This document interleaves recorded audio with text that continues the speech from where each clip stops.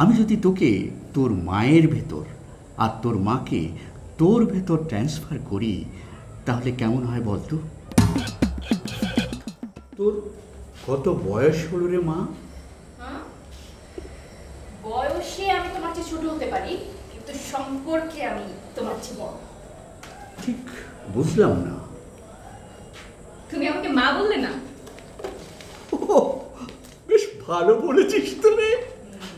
অতীত, বর্তমান, ভবিষ্যতের মিলন হলো। বুঝিনি। অতীত মানে আমি তোর গর্ভে ছিলাম, বর্তমানে তুই আমার মেয়ে, ভবিষ্যতে আমি তোর ছেলে। আমি তাও বুঝলাম না, বুঝিয়ে বলো। আমি যা বুঝলাম তা হলো বয়সটাকে কোনোভাবেই আটকানো গেল না, কোনো না কোনোভাবে ট্রান্সফরমেশন হলোই।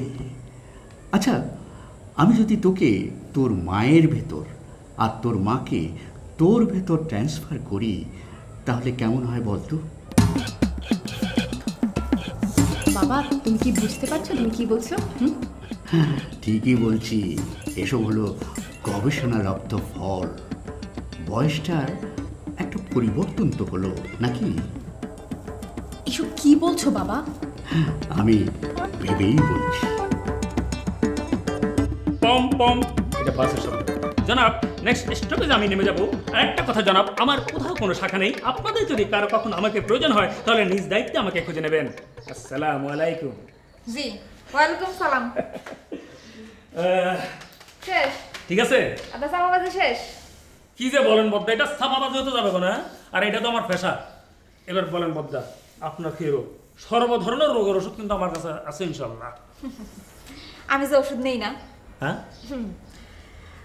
ওষুধ দেই। আরে কি বলে না, এতদিন পর একটা লাইনের লোক পেলাম আর কি।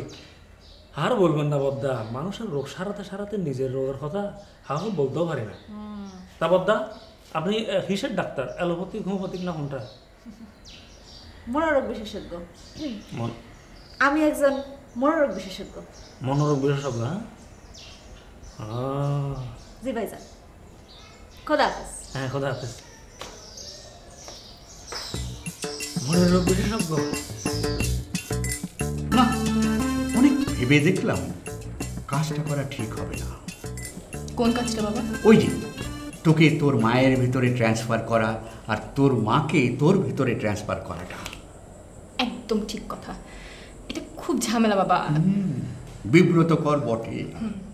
আচ্ছা আয়, অন্য একটা পরীক্ষা করি। কি বাবা, তুমি কি তোমার গবেষণার গিনিপিগ পেয়েছো আমাকে? আমরা সবাই তো গিনিপিগ, যার যখন যেভাবে ইচ্ছা আমাদেরকে ব্যবহার করছে।